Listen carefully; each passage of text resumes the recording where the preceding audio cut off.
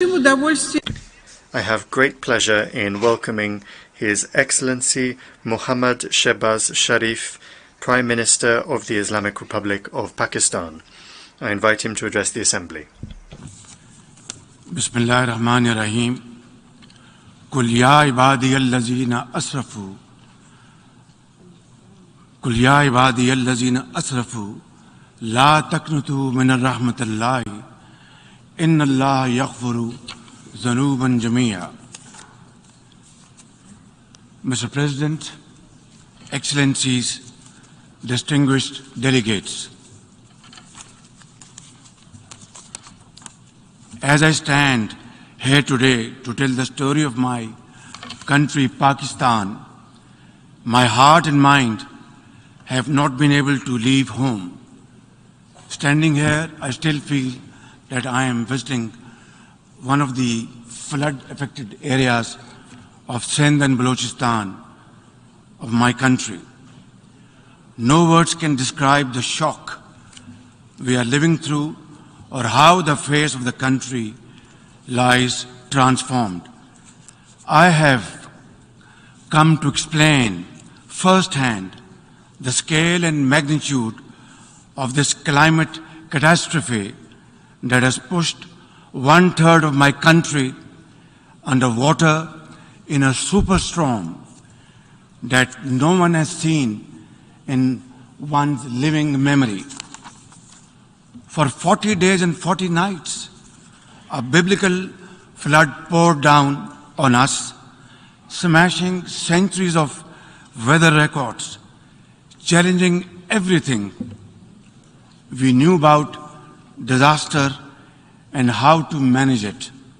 Even today, huge swaths of the country are still underwater, submerged in an ocean of human suffering. In this ground zero of climate change, 33 million people, including women and children, are now at high risk from health hazards, with 650,000 women giving birth in makeshift tarpaulins. More than 1,500 of my people have been gone from this world in this great flood, including over 400 children. Far more are in peril from disease and malnutrition. As we speak, millions of climate migrants are still looking for dry land to pitch their tents on, with heartbreaking losses to their families, their futures, and their livelihoods gone for long times to come. Early estimates suggest that more than 13,000 kilometers of metal roads have been damaged. Over 370 bridges have been swept away. 1 million homes have been destroyed and another million damaged. More than 1 million farm animals have been killed. 4 million acres of crops have been washed away, stripping the people of their bread basket, and damage of an unimaginable scale. Mr. President, Pakistan has never seen a more stark and devastating example of the impact of global warming. Life in Pakistan has changed forever. I have visited personally and spent time in every corner of my devastated country. People in Pakistan ask, why? Why has this happened to them? When global warming rips apart whole families and an entire country at this ferocious speed, it is time to ask why, and time to ask not what can be done, but what must be done.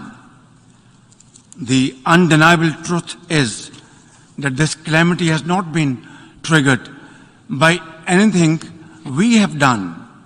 Our glaciers are melting fast.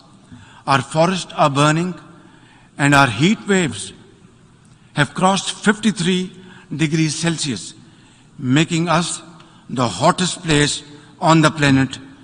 And now, Mr. President, now we live through an unprecedented monster monsoon. It is literally a monsoon on steroids, as the UN Secretary General described it most befittingly. It is on steroids. One thing is very clear: what happened in Pakistan will not stay in Pakistan. As the Secretary General so candidly says, hotspots like Pakistan fall in the 10 most climate vulnerable list of countries, but emit less than 1% of the greenhouse gases that are burning our planet. It is therefore entirely reasonable to expect some approximation of justice for this loss and damage, not to mention building back better with resilience and strength. Clearly, the time for talk about action has passed. At this point, I am profoundly grateful that the UN Secretary General Antonio Guterres visited Pakistan, where he spent time with climate refugees, with mothers and children in the tents, and repeatedly assured us of his support and assistance. At this point, I want to thank each and every one of the countries that have sent help to Pakistan and their representatives to Pakistan to stand in solidarity with us in our most trying hour. On behalf of my nation, I once again express my sincerest appreciation to all of them. Excellencies, the impacts on the health and wealth of my country are beyond calculation at this point.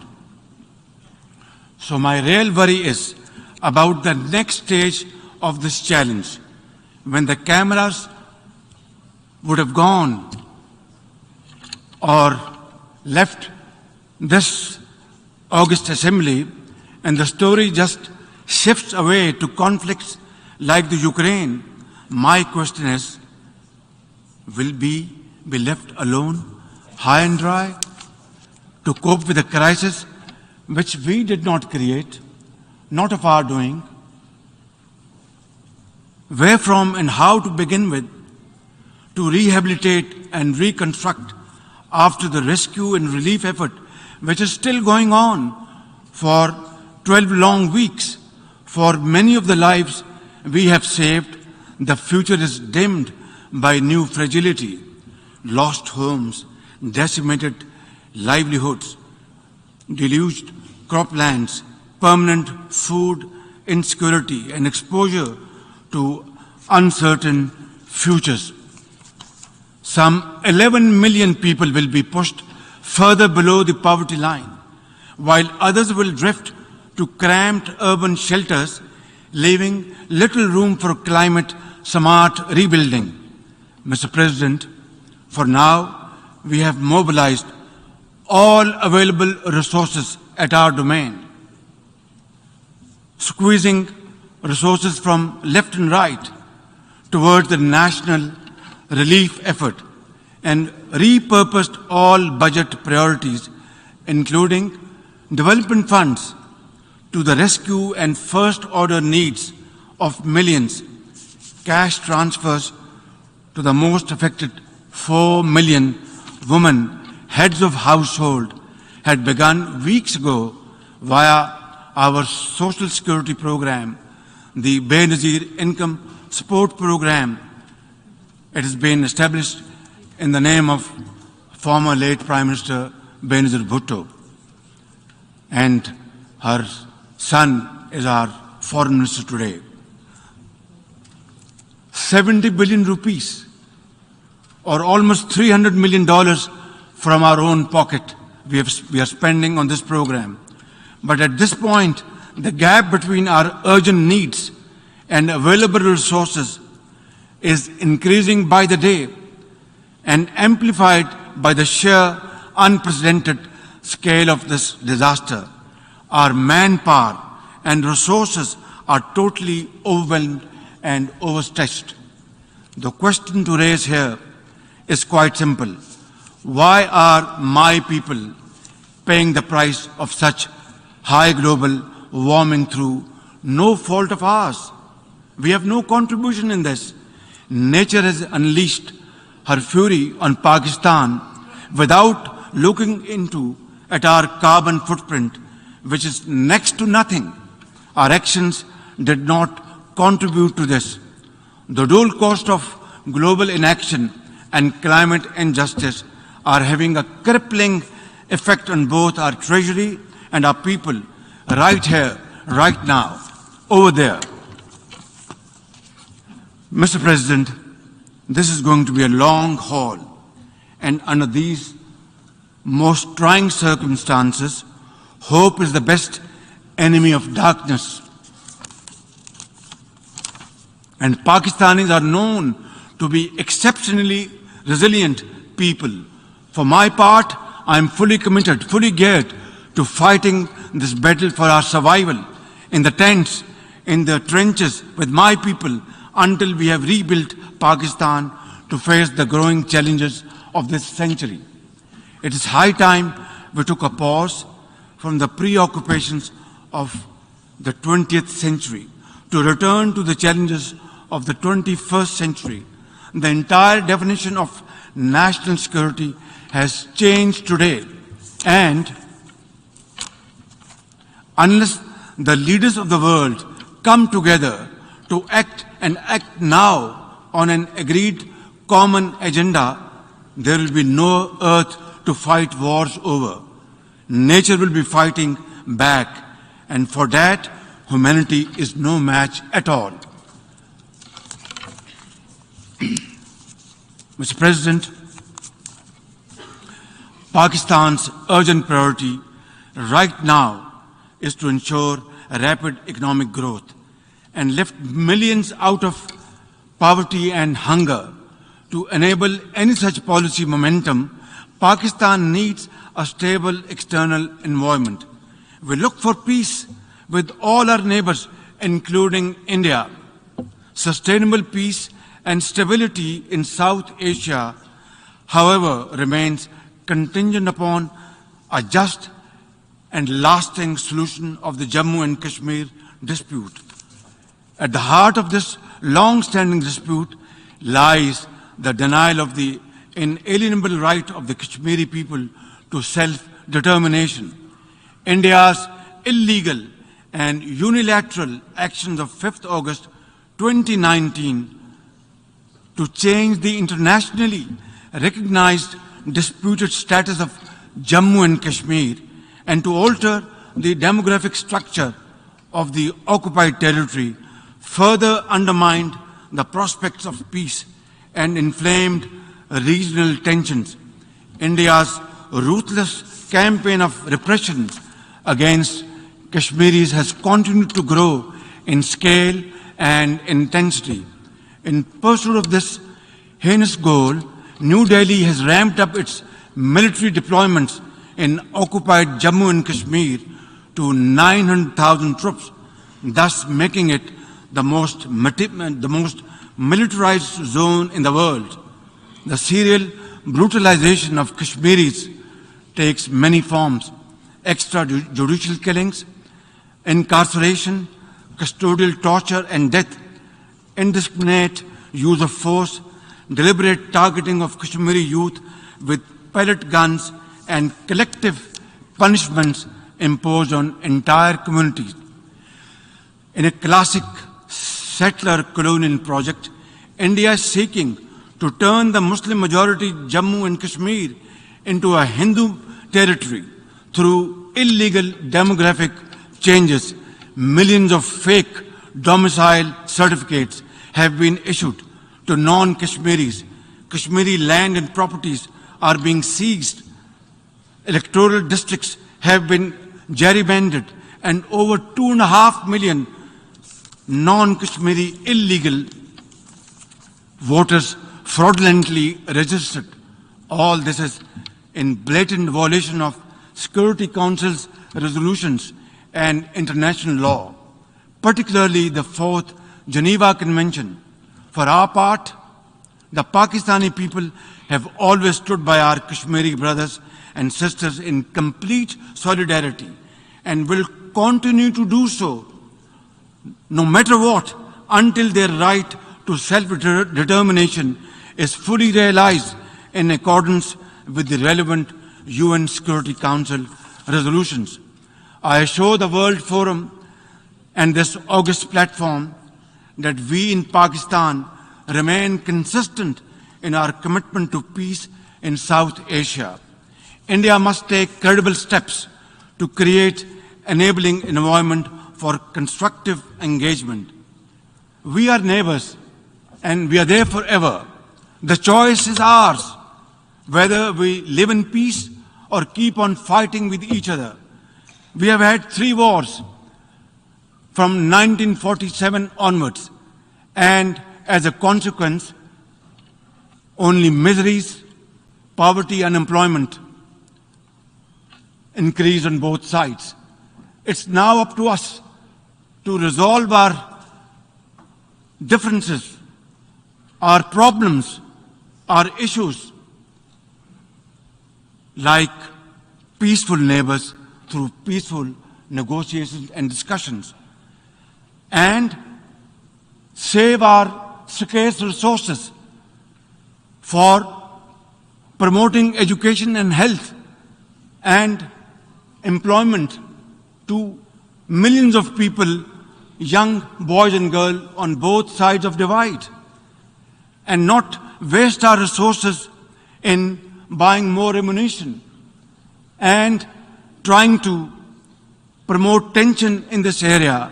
I think it's high time that India understands this message loud and clear, that both countries are armed to the teeth. War is not an option. It is not an option. It is not an option. Only peaceful dialogue can resolve these issues so that the world become more peaceful in times to come. Mr. President, Afghanistan today presents a unique challenge. 30 million Afghans are left without a functional economy.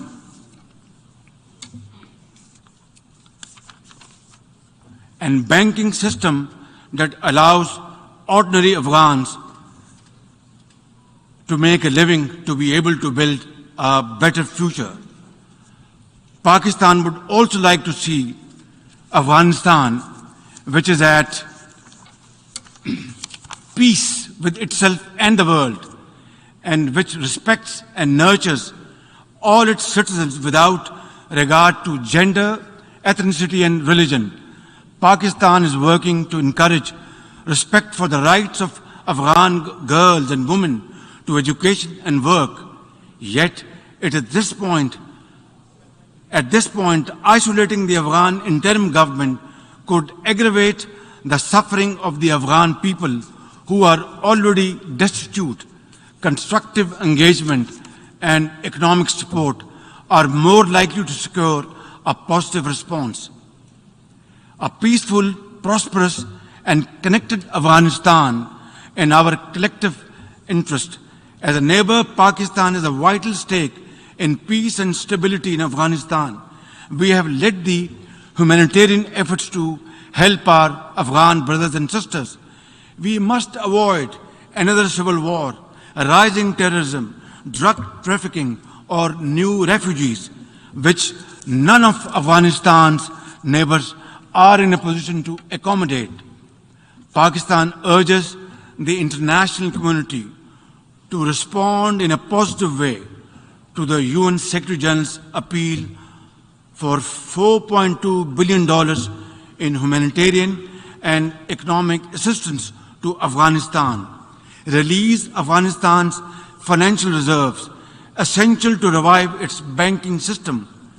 Pakistan shares the key concern of the international community regarding the threat posed by the major terrorist groups operating from Afghanistan, especially ISIL-K and Tehreek-e-Taliban Pakistan, as well as Al-Qaeda, ETIM, and IMU. They all need to be dealt with effectively and comprehensively with the support and cooperation of the interim Afghan authorities. In turn, the international community should address Afghanistan's dire humanitarian needs. Mr. President, Pakistan strongly condemns terrorism in all its forms and shades and manifestations. Terrorism does not have a religion, ladies and gentlemen. It is based on dogma, fueled by poverty, unemployment, deprivation, injustice, and ignorance, and fanned by vested interests.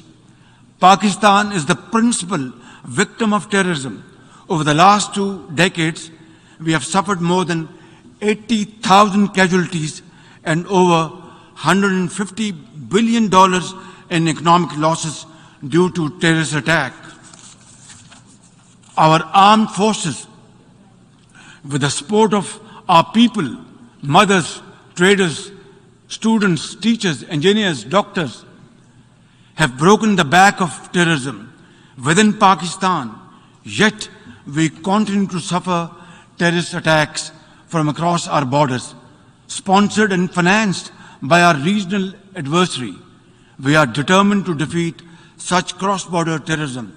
And I must say loud and clear that the amount of sacrifices Pakistan has made to defeat terrorism over the period of time has been unprecedented in the contemporary history of Pakistan. I tell often to my friends, if you see somebody, a mother or a child or a boy limping on the streets of Pakistan, maybe he was a victim of terrorists years back. That is the kind of sacrifice Pakistan has paid. Our generals, our soldiers, our doctors, mothers, teachers, students, and traders, they all paid their lives for Pakistan's well-being and defeated terrorism. And this peace which was restored back in Pakistan after great sacrifices is not only for Pakistan, it is a peace for global countries and global community. And we are very proud of it. And this is the biggest manifestation of our commitment, our concern, and our continued efforts to defeat terrorism wherever it is. Mr. President, Islamophobia is a global phenomenon. Since 9/11, suspicion and fear of Muslims and discrimination against them have escalated to epidemic proportions. The officially sponsored campaign of oppression against India's over 200 million Muslims is the worst manifestation of Islamophobia. They are subjected to discriminatory laws and policies, hijab bans, attacks on mosques, and lynchings by Hindu mobs. I am particularly concerned by the calls for genocide against India's Muslims by some extremist groups. Earlier this year, this Assembly adopted a landmark resolution introduced by Pakistan on behalf of the OIC, designating 15th March as the International Day to combat Islamophobia. It's my sincere and ardent hope that this should lead to concrete measures by the UN and member states to combat Islamophobia and promote interfaith harmony. Mr. President, Pakistan is deeply concerned by the numerous conflicts across the Middle East, including in Syria and Yemen. We support all possible efforts to promote their peaceful resolutions. We call on Israel to put an immediate end to the blatant use of force and flagrant violations of human rights of the Palestinian people and the repeated desecration of the holy Al-Aqsa Mosque. The only just, comprehensive, and lasting solution of the Palestinian question is the acceptance of a viable, independent, and contiguous Palestinian state with the pre-1967 borders and Al-Quds Al-Sharif as its capital. Mr. President, the Security Council and the General Assembly must be empowered to play their respective roles under the UN Charter. The Security Council must be expanded by adding 11 new non-permanent members to make it more representative, democratic, transparent, effective, and accountable. Adding new permanent members will paralyze the Council's decision-making, enlarge its representational deficit, and create new centers of privilege in violation of principle of sovereign equality of member states. The nations of the world must step back from the precipice. We must restore peace in Europe, avoid a war in Asia, and resolve festering conflicts across the world. We must revive the vision which created the United Nations, a vision which is often blurred by national interest and hegemonic designs. Pakistan is a partner for peace. But, Mr. President, peace can only be ensured and guaranteed when rights of communities who have been suffering over decades and subjugated over decades get their freedom, earn their freedom, and are respected. In this behalf, before I conclude, Mr. President, I would once again repeat at the cost of repetition that we want to have peace with India, but long-lasting, enduring peace can only be ensured and guaranteed through a just and fair solution of Kashmir, providing rights to the people of Kashmir under UN Charter, according to Security Council resolutions, the right of self-determination, and I will be most forthcoming to sit down then and talk to our Indian counterparts to pave the way forward for future so that our generations do not suffer, so that we spend our resources on mitigating miseries, on building structures to face these floods and outbursts of clouds. We are developing societies. We don't have unlimited resources. We must deploy our resources for the well-being of the people, for our children, for their promotion, for their empowerment, for their employment, for health, for education, and make Pakistan, and of course other developing societies must find their own place in community of nations through hard work, untiring efforts and sacrifice. That is the only way forward. Therefore, we will work with all those committed to the United Charter's principles to restore the vision which created the United Nations and to equip this organization with the capacity to preserve global peace and promote universal prosperity. I thank you. От имени Ассамблеи